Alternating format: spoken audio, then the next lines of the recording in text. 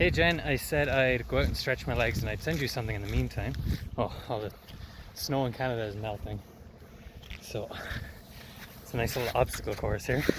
So, but yeah, basically you mentioned that your main thing was basically on the weight loss side of things and just being overall healthier and stuff like that, and that your biggest thing was just being out and about, being able to hike, do things that make you happy, get outdoors and all that kind of stuff, and do it in a way that your body isn't the thing that's limiting you, right? So you can enjoy being out and about, walking through your land, and yeah, doing all that kind of stuff. So I think you already checked out the training that was in the group.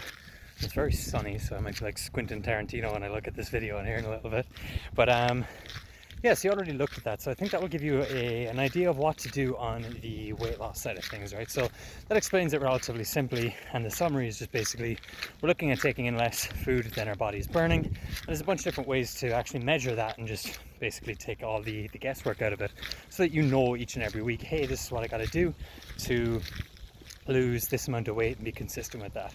Because I do think that while building up your endurance, obviously doing a little bit of walking and getting strength is going to help you on the set of things that gets you out and about, that losing weight and having to carry less around and all that kind of stuff is going to get you there just as much, if that makes sense. And I think someone that's busy, and obviously you have a lot of work going on with your business and stuff like that too, your main thing is going to be not overwhelming yourself with the amount of time that you're actually spending with all this stuff, right? So always look at starting on the nutrition side of things. That will be your best leverage on the weight loss side of things. And let's say things got crazy, you were super busy, you're doing all like your design work and all that kind of stuff, and you don't actually get to getting around to working out and all that, then you still have the weight loss side of things under control, because you've made those couple of small tweaks to your nutrition that can take around 5 minutes a day. So from there, when you are adding in your exercise and stuff, what I'd say is maybe start adding in,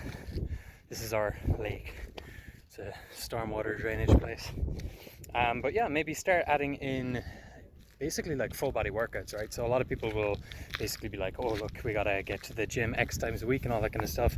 But if you want to be efficient and start off, you basically want to take on as little as you can but get the most out of what you do take on. And then anytime you have extra time, or if you just really like exercising, you can add that in as an option, but it's not a requirement in order for you to actually get results, right? So what I'd say is maybe start off at around 2 times a week, 2 to 3 times. If you do have the time, 3 is perfect.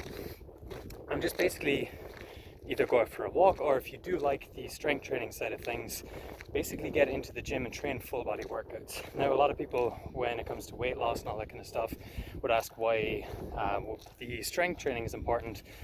Two reasons. For you, a lot of it's going to come down to the endurance and the strength in your legs to actually bring you around the place and all that kind of stuff, especially for longer hikes, if you're looking to be out and about a lot.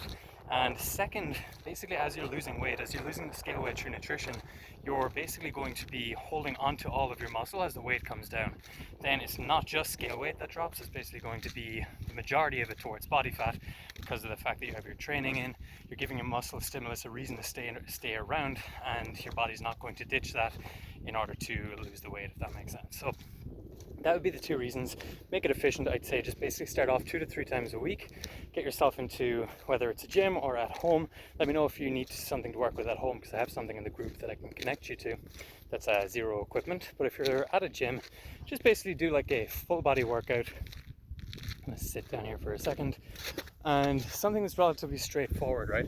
Reason being is, if you're in the gym, let's say you're hitting your legs on a Monday, and you're hitting something else on a Tuesday, blah blah blah, and you spend all of your time working out, then what's going to happen is, yeah, that's cool, but your recovery and your adaptation is the time that you're actually getting the results and the response from training.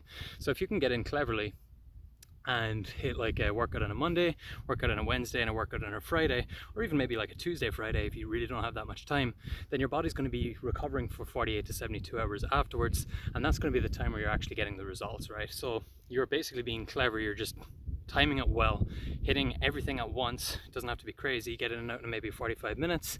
Just get used to some movements if you haven't been into the gym before and all that kind of stuff, or start with the home stuff to get comfortable.